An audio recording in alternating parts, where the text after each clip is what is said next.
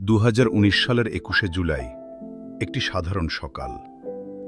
আহমেদ সাহেব আজ একটু আগেভাগেই অফিসে চলে এসেছেন। সকাল থেকে বৃষ্টি ছিল, তাই আগেই বাসা থেকে বেরিয়েছিলেন।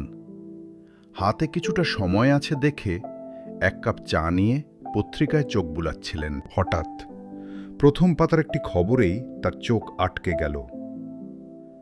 পিপলস লিজিংকে অবসায়ন করার সিদ্ধান্ত।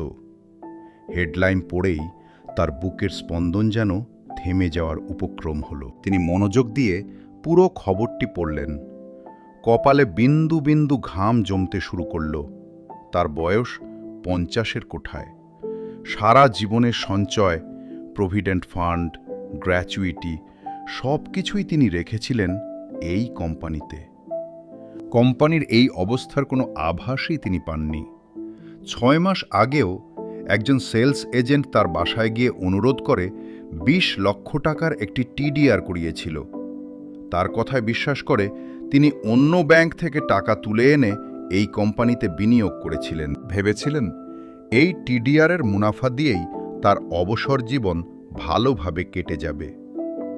কিন্তু তার 2 সন্তান এখনো পড়াশোনা করছে, স্ত্রী অসুস্থ, নিজেরও চিকিৎসার খরচ আছে।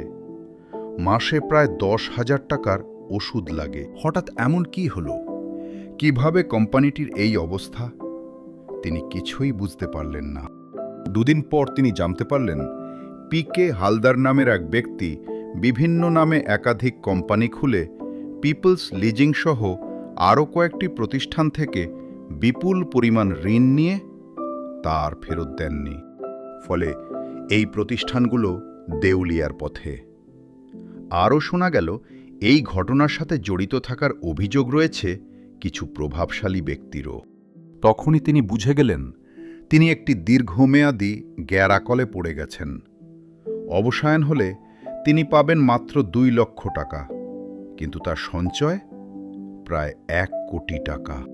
এরপর ডিপোজিটাররা একত্রিত হল। তারা আদালতে গেল অবসায়ন ঠেকানোর জন্য। প্রায় 2 বছর পর নতুন বোর্ড গঠন করা হলো। আশা জাগল টাকা ফিরে আসবে, কিন্তু সময় কেটে গেল। বছরের পর বছর টাকা আর ফিরল না। 7 বছরে তিনি পেয়েছেন মাত্র 5 লাখ টাকা। এভাবে চলতে থাকলে তিনি কবে টাকা পাবেন কেউ জানে না। এটা শুধু তার গল্প নয়, হাজার হাজার মানুষের একই কষ্ট, একই অপেক্ষা। এরই মধ্যে আশার একটি কথা শোনা গেল। ঘোষণা না করা হলো জুলাইয়ের মধ্যে টাকা ফেরত দেওয়া হবে। কিন্তু সময় দ্রুত ফুরিয়ে যাচ্ছে। আমরা কি আবারও অপেক্ষা করব? তাই ডিপোজিটররা এখন একত্রিত। Alliance of 6 NBFI's Depositors for Recovery. Return our money. Return our hard-earned money.